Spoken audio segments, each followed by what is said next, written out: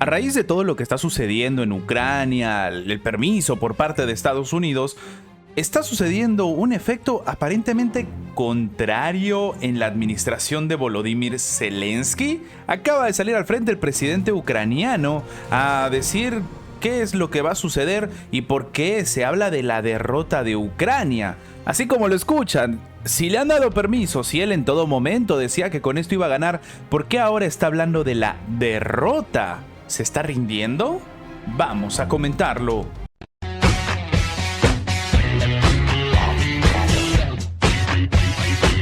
Perder la alianza entre Ucrania y Estados Unidos sería muy peligroso, ya que Kiev carece de capacidades de producción militar suficientes para oponer resistencia a Rusia. Esto lo acaba de admitir el líder de la administración ucraniana, Volodymyr Zelensky, durante una entrevista con Fox News emitida el día de ayer. Zelensky respondió a una pregunta sobre la posibilidad de que cese la asistencia estadounidense a su país ante la perspectiva del regreso de Donald Trump a la Casa Blanca en enero próximo. Él ha dicho: si cortan la ayuda, creo que perderemos. Por supuesto, de todos modos seguiremos luchando, tenemos producción, pero no es suficiente para prevalecer y creo que no es suficiente para sobrevivir. Esto es lo que comentó. Entonces, por lo tanto, al abordar el estado del conflicto, Zelensky indicó que cualquier nuevo avance dependerá de la unidad contra Rusia, es decir, que todos tienen que estar unidos contra la administración en el Kremlin. Este momento depende, creo, de nuestra unidad en Ucrania, y creo que lo que es muy peligroso es que perdamos la unidad en Europa y, lo que es más importante, la unidad entre Ucrania y Estados Unidos, reconociendo y admitiendo así que sin la administración estadounidense Ucrania no podría sobrellevar un conflicto armado, e incluso dándole peso a las acusaciones por parte del Kremlin de que en realidad este conflicto armado es una clara demostración de las acciones que ha tomado Occidente. Si no, el conflicto hubiera terminado, y lo que se está haciendo es alargándolo lo más posible. Y claro, esto también responde a las críticas del propio presidente electo Donald Trump, quien ha criticado en varias ocasiones la ayuda militar proporcionada a Kiev, por lo que prometió reducir su volumen y respaldó la idea de brindar todo el apoyo adicional en forma de préstamo y no de regalo. De hecho, yendo un poco más allá, es precisamente este préstamo del que se está hablando. La propia administración venidera de Donald Trump ha dicho que van a utilizar los recursos que se están malgastando en otros países en su propio territorio. Por ejemplo, dando asistencia a la parte de la frontera, en este caso con México, ¿no?, que ha generado una crisis sin precedentes para el propio Estados Unidos. Además de todo esto, lo que afirmó en caso de ganar los comicios, como ya sucedió, es que iba a conseguir en 24 horas un acuerdo de paz en Ucrania, ya que asegura tener una muy buena relación con los líderes de ambos países en conflicto, lo cual tampoco es tan cierto. Donald Trump no tiene una buena relación con Volodymyr Zelensky. Pero entonces, tomando en cuenta lo que está sucediendo y como supuestamente Ucrania debería estar al menos aliviada, ¿no?, porque está utilizando armamento que, según en todo momento dijo Zelensky, le iban a ayudar al conflicto armado, ¿por qué se está diciendo que en realidad el uso de estos misiles estadounidenses no es un punto de inflexión?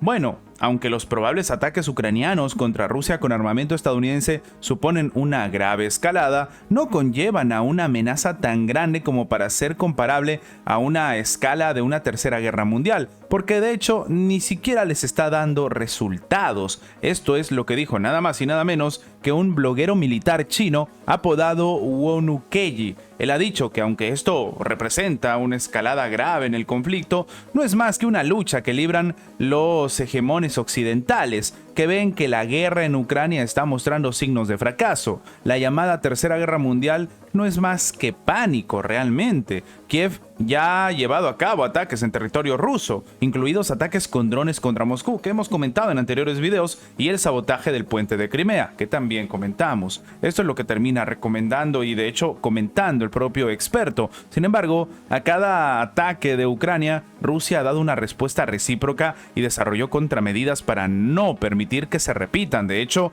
no volvimos a ver este tipo de información porque simplemente no volvió a suceder. Cada vez que el enemigo tiene éxito, las Fuerzas Armadas rusas adoptan inevitablemente las contramedidas adecuadas Pero esto también se debe tomar en cuenta. No se menciona tampoco el hecho de que la cantidad total de municiones suministradas por la OTAN es cada vez menor y cada vez más cara. El propio ONU también califica de plan detallado los intentos del Reino Unido y de Francia de negociar con Alemania el suministro a Ucrania de misiles Taurus con un alcance de unos 500 kilómetros. Al mismo tiempo, supone que tras la toma de posesión de Donald Trump como presidente de Estados Unidos en enero del 2025, va a cambiar el rumbo de la política exterior sobre Ucrania. Así que a Zelensky solo le quedan 2 meses para dar un tiro o en este caso un giro en sus acciones militares. Anteriormente el periódico New York Times reportó la autorización por parte de Joe Biden y también es bastante criticable y sobre todo genera suspicacias el hecho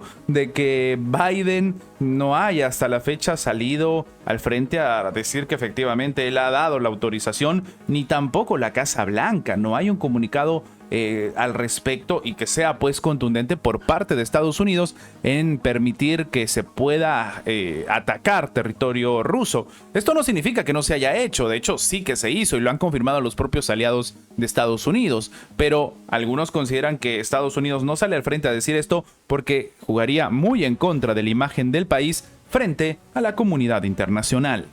Finalmente, y no menos importante, la defensa rusa ha revelado los detalles de este ataque ucraniano precisamente con los misiles de largo alcance de fabricación estadounidense contra la región rusa de Briansk. Básicamente, las tropas ucranianas por primera vez utilizaron misiles de largo alcance de fabricación estadounidense durante su ataque contra la provincia rusa de Briansk. Esto informó el Ministerio de Defensa de Rusia.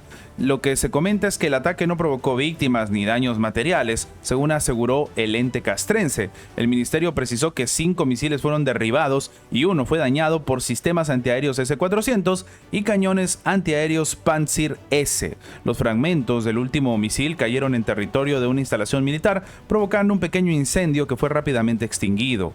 Y claro, lo que se comenta de todo esto es que en realidad no ha habido un gran avance por parte de Ucrania y más bien nada más lanzar este tipo de misiles ha generado un gasto sin precedente a una economía casi inexistente como es la ucraniana en este momento de tiempos de guerra.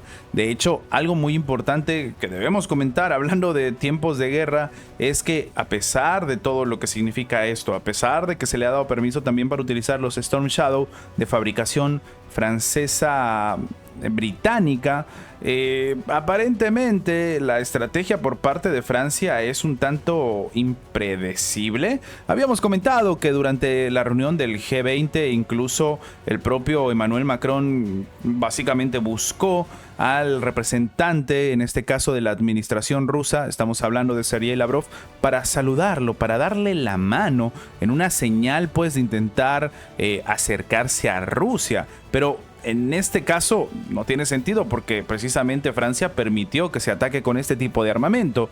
Pero tampoco tiene sentido realmente si nos ponemos a pensar que Francia, según ellos dicen, están reduciendo la dependencia de la energía rusa. Pero ¿cómo lo están reduciendo? Pues importando un volumen récord de GNL ruso desde el 2018. Sí, las importaciones de gas natural licuado ruso en Francia alcanzaron un nivel récord que no se ve desde las entregas del 2018. Esto escribe el medio Bloomberg. Esto se produce en el contexto de las declaraciones públicas de los gobiernos europeos sobre rechazar las fuentes de energía rusas y los intentos de exprimirlas de los mercados globales. Entonces, ¿de qué estamos hablando? ¿Permites que utilicen armamento que tú precisamente le has dado a Ucrania para atacar territorio del país al cual le compras cantidades récord de gas natural licuado? Para que nos hagamos una idea, en octubre pasado, Francia se convirtió en el mayor importador del GNL ruso en toda la Unión Europea, por un valor de 233 millones de euros. Esto precisaron los analistas